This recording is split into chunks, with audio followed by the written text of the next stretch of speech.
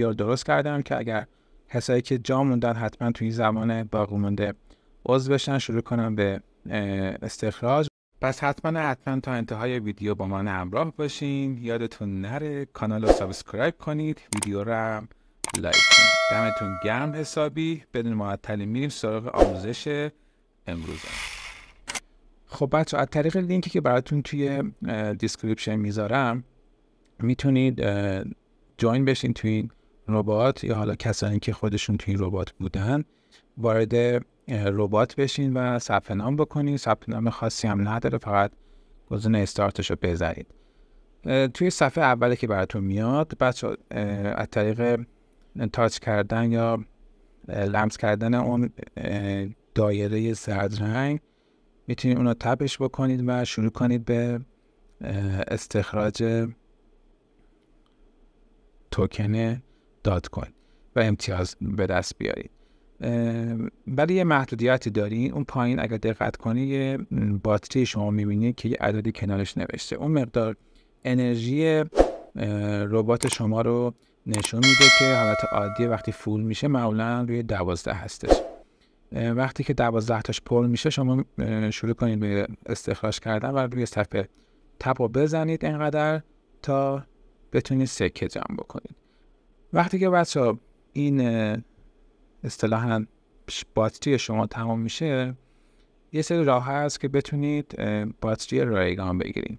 اولین راه و سریع‌ترین راهی که میتونید این انرژی رو بگیرید، از گزینه که براتون ظاهر میشه، گزینه اسپید آپ، اونو بزنید و از تبلیغاتی که براتون میاد شروع کنید یکی این تبلیغات رو دیدن و به ازای هر تبلیغ یا هر حالا تسکی که براتون میذاره شما میتونید یه دونه باتری به باتریاتون اضافه کنید، شارژ کنید و شروع کنید به تپ کردن.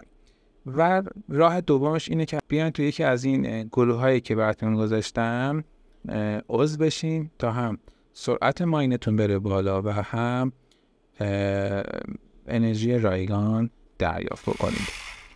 قسمت بعدی که بچه میشه توی این ربات ازش استخراج کرد و توکن گرفت، بخش ارنش هستش که حالا شما میتونید دعوت بکنید و تا 30,000 تا اگر حسابشون پریمیوم باشه به شما توکن میده و یه سری تسکا براتون گذاشته که حالا من این تسکا رو قبلا انجام دادم. این تسکا رو انجام میدید و توکنتون رو دریافت میکنید.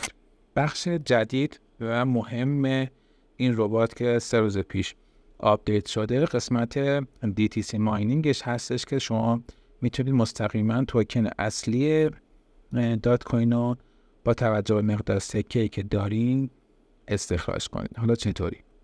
شما کافیه فقط حداقل یه نفر رو فعلا عضو داشته باشین تا بتونید این ماینینگش رو اجرا بکنید. البته اون یک نفر بعد اکانت فعال باشه، نه صرفا یه اکانت فیکی باشه شما جوینش کرده باشین، باید حتما اکتیو باشه.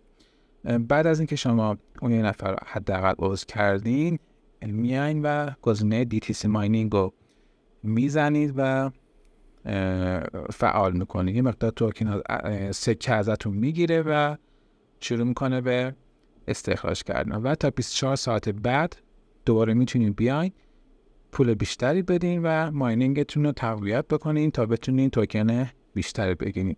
اگر بیاین توی پورتفولیو، خب من لول 6 بودم یا 7 بودم اگه اشتباه نکنم توی این 3-4 روز و تا الان 30 تا دات کوین دریافت کردم.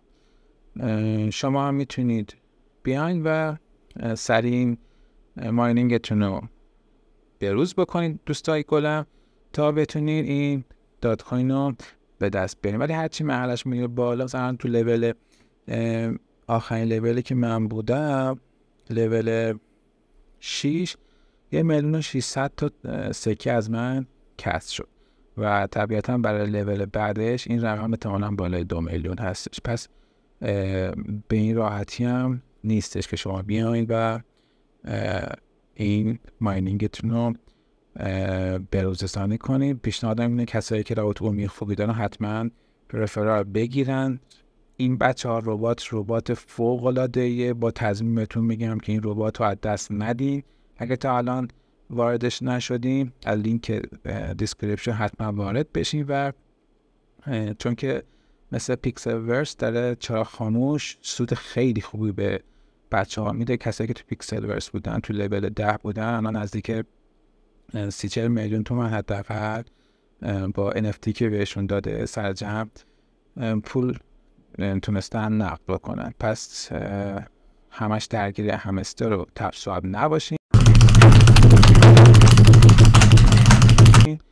از این ایدراپ هم دریغ نکنید و حتما توشون فعالیت بکنید، چون که کمپانی‌های بزرگی مثل بایننس و خود تلگرام پشت این دات کوین هستن.